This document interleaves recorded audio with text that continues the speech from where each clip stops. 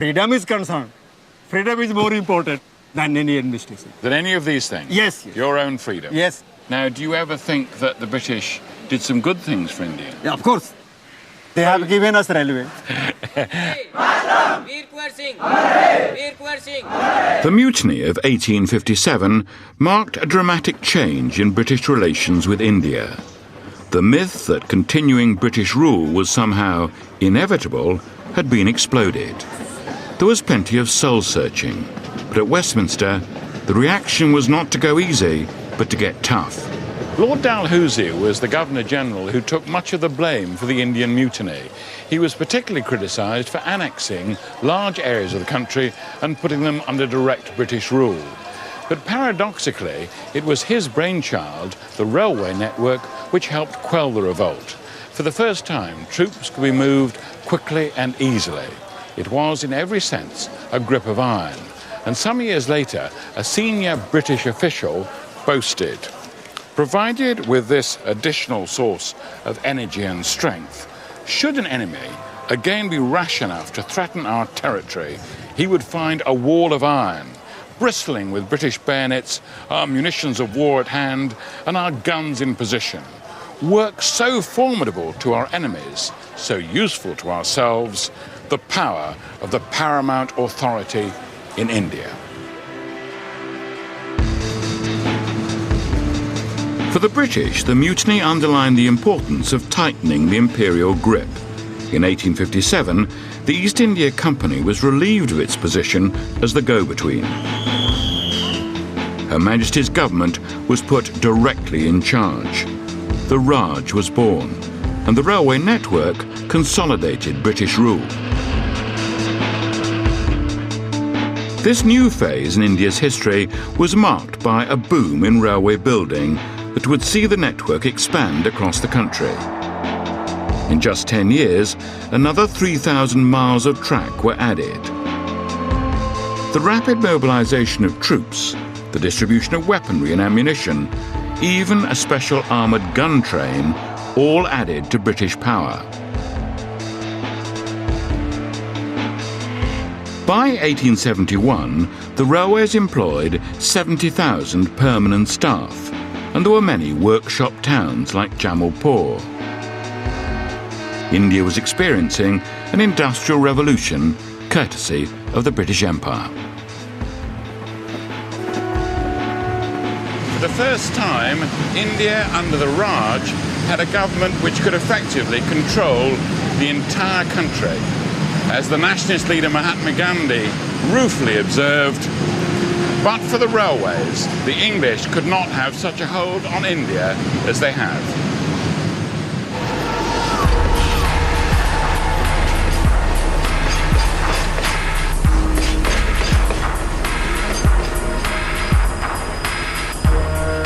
By the 1880s, over 10,000 miles of track had been laid. Advancing at the rate of almost 2 miles a day, the railway builders were conquering a country 5 times the size of France. Jungles were tamed, deserts crossed, and mountains tunnelled through. Never in history had an engineering project been so ambitious in scale.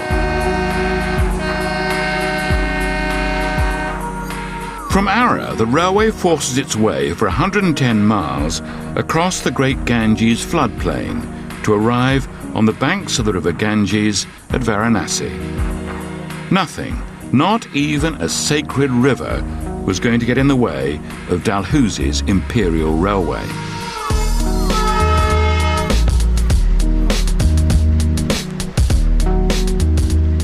This was the scene of one of the most ambitious feats of construction so far, the mile-long Dufferin Bridge. A local engineering professor, P.K. Singh, promotes this fine example of Victorian engineering in his classroom.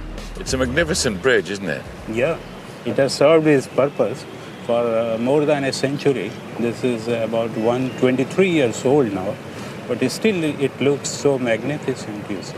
At the time it was built, in 1887, it would have been simply a miracle for the people of India. A miracle? Yeah.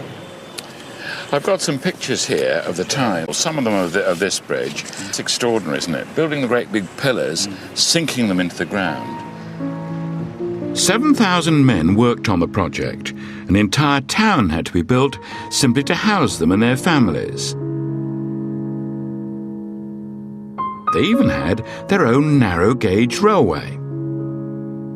The British engineers in charge of the construction had to adapt their building techniques for India. The vast rivers of the subcontinent demanded immensely strong bridges to withstand the devastating floodwaters of the monsoon. It meant that millions of tons of material for the bridge's vast iron and steel spans had to be shipped from Britain. That's from the top of the bridge, isn't it? Looking down over it, you can see some of the thousands of workers who had to work on it. They are working. A large number of laborers working. They are busy with the completion work. Yeah. Later, these came to be called Meccano bridges, but this was no toy. Using the latest technology and an army of native workmen, they built huge brick pillars to support the structure. Some had to be sunk as deep as 140 feet beneath the river bed. But the bridge was completed on time for Queen Victoria's Jubilee in 1887. The chronicler of empire, Rudyard Kipling, caught the intense drama of the bridge builders at work. He wrote, "And the very look of their toil, even in the bright sunshine, is devilish. Pale flames from the fires for the red-hot rivets, sought out from all parts of the black ironwork, where men hang and cluster like bees." But the bridge had been built directly above the holiest site in the country, the Ghats of Varanasi. The scene was set for a clash of cultures. The latest foreign technology matched against one of the greatest forces of Indian religion along the river Ganges, Mother Ganga herself.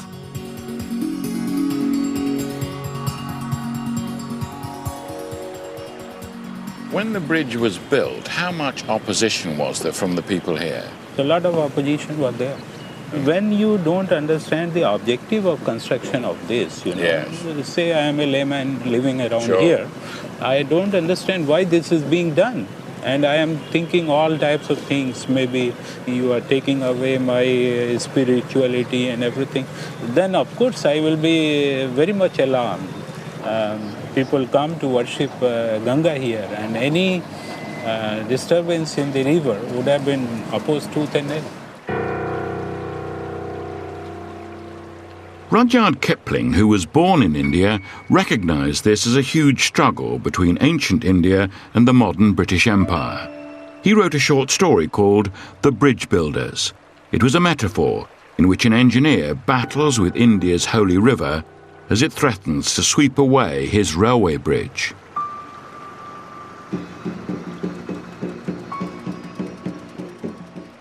This is what he wrote. Government might listen, perhaps, but his own kind, engineers, would judge him by his bridge, as that stood or fell. His side of the sum was beyond question. But what man knew Mother Ganga's arithmetic? And so we're back to the eternal argument about technical development, whether it really does mean progress. When this bridge was built, there were plenty of people on the banks of the Ganges who would happily have done without it.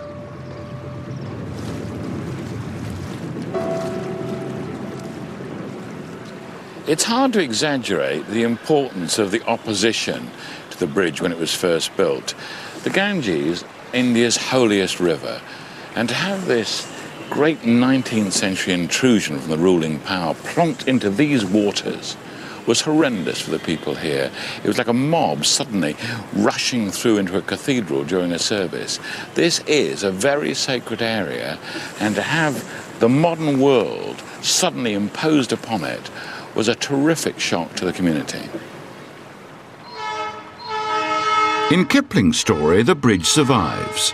Victorian engineering triumphs over India's ancient gods and the great river Ganges.